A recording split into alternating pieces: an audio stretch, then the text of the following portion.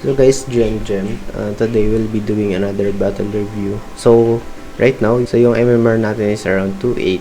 Yan, 2.847. Ito, dahil nga doon sa reset, so bumaba na yung rank natin. Nasa Arena 6 tayo since nung reset. And then, pagka dumating tayo ng 3K, so may Arena 7 na ulit yung loot box. Okay. So, huwag na natin patagalin. Let's start. So yan, malakas din yung kalaban ko dito. So 1,000 yung buhay niya, no? So, tapos summoner siya. Ako. Masakit.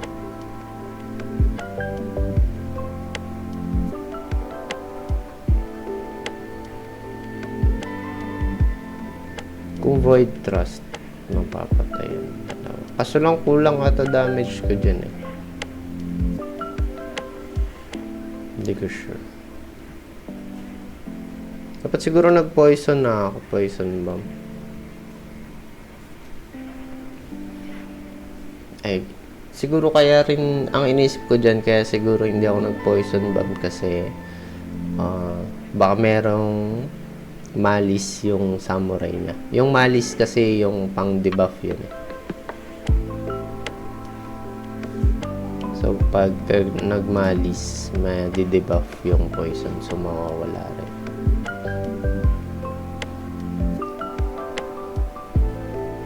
Okay. Nice. Mali yun dapat sa samurai din. Tapos, pwede kong gamitin yung malis eh. So, dapat yung malis yung ginamit ko doon sa kanyang Ronin.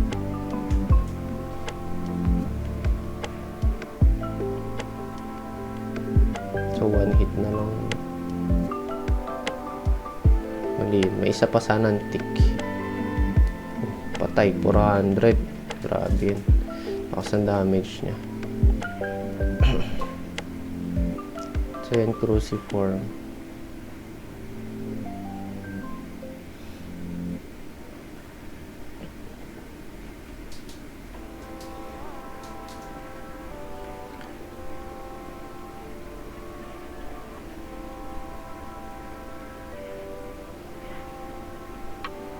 So yan, Evil Vigor may bonus damage. Tapos si Meditation may bonus damage din.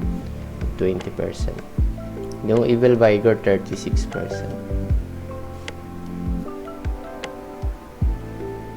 Ayan. Tapos Cruciform. Nice. 192. So, ayun. Medyo malas yung card. Though, kasi nagamit ko na yung card sa Samurai. Kaya, wala na akong card ng Samurai.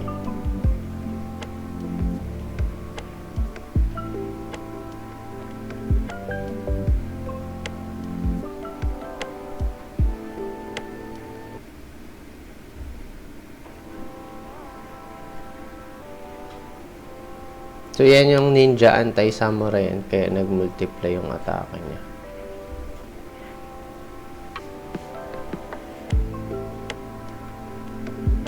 Okay, parang talo na ata ako dito. Wala na akong magagawa. Ayun, bumagal. So, yun. Pangit pa ng bigay ng card.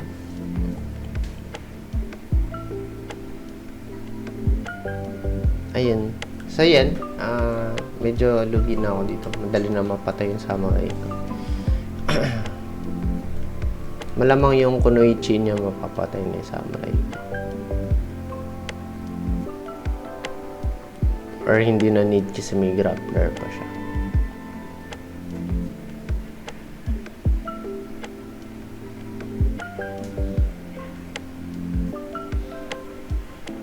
Nice. Boom. May galo dun. Boom. Patay. Talo na ako. Galing. Magaling. Lakas talaga nung ano niya. Malakas yung kalaban. So yeah, ayun. Yun nga, mataas yung level ng kanyang mga sino.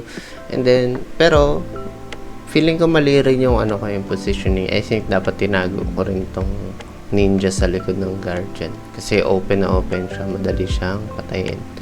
So, ayun. Ito maganda rin tong positioning na to kasi konti lang naman yung atake na may pa-horizontal attack.